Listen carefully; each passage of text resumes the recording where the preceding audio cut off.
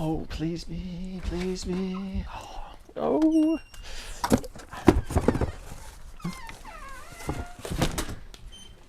Oh man, oh man. Yes, hopefully this is it. Hopefully. Just came, UPS just dropped this off. It's either the Hoka Tecton X or the Rocket X. So if it's the Rocket X, I'm gonna test them today. Hopefully be able to wear them Sunday. So yeah, I cannot wait to get this open. Gotta get the big knife. Hopefully not cut myself.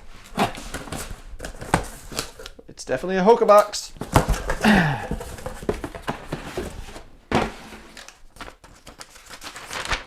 Oh.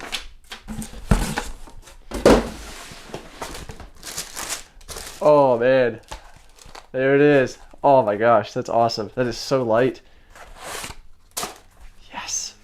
I'm excited.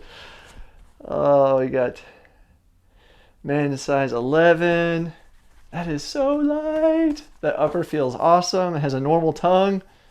Oh my gosh. I gotta throw it on the scale. Gotta throw it on the scale. Move these GoPros out of the way here. Getting GoPros ready for filming this weekend. 8.1 ounces, 232 grams. So 8.1 ounces, I'm pretty sure it was a good bit lighter than the Carbon X3s. So it looks smaller, just the footprint of it. It definitely looks smaller. So hopefully it fits okay and feels good. I'll find out today. Yeah, then I will plan to wear it on Sunday. We'll see. I know it's kind of last minute and late to, you know, wear a new shoe to the race that, you know, I haven't tested really. So anyway, the upper looks incredibly breathable. Outsole looks interesting for sure. Yeah, I'm excited. So yeah, Rocket X, gonna test them. Let's go do it.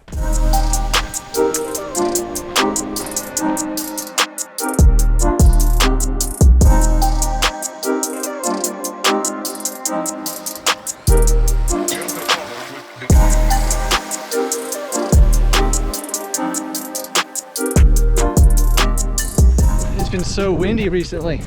I hope it's not this windy on race day. But the Hoka Rocket X so far feels really nice. Nice and cushioned, you know, responsive, which it should be with that carbon plate in there.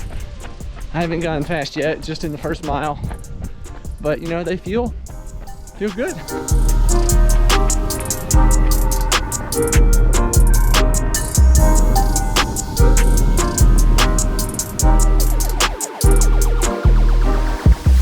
Well, obviously, if I'm thinking about wearing this for a marathon, I need to run a little bit at marathon pace, even though I'm in taper. So I'm gonna do a couple surges here, see how they feel.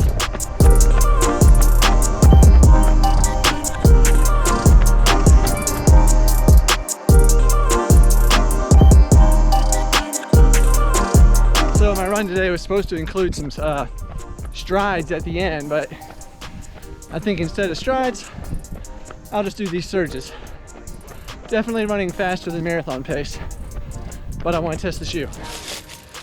All right, obviously a big part of testing out a new shoe is I got to get the fit right. Normally that's done over several runs, you know, getting the tie, the laces the right way. So I got to do it now. So I'm gonna have to, I tightened it once, I'm gonna loosen it a little bit.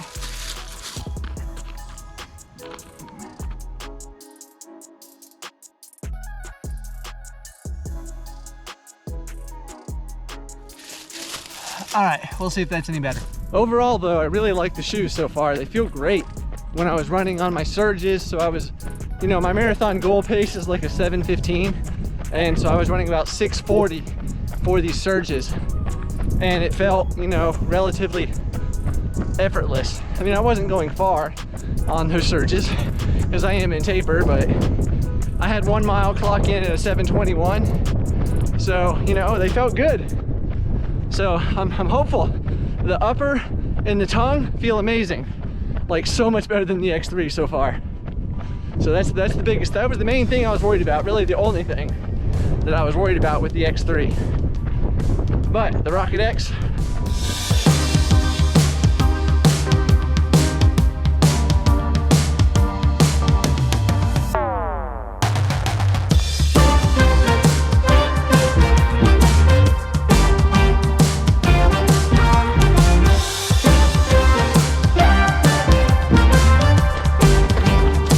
Okay, back from the first run in the Hoka Rocket X.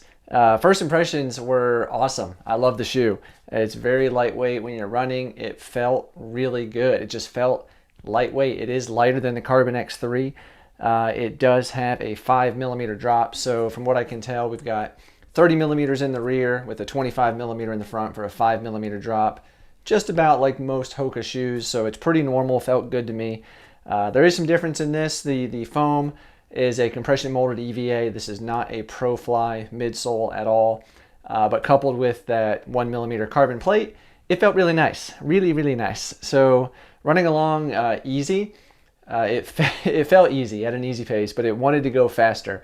And so I did do a couple of surges like I showed in the video, where I went up to like a 640, and it just felt like the way this shoe goes with my gait cycle, from, you know, landing to toe off, just with the early stage meta rocker in this, the way it goes through the cycle was just, it was great. I liked it a lot. Honestly, it felt really different than the Carbon X3, because the X3 has an aggressive late stage meta rocker, and it just felt, it felt different with my gait cycle.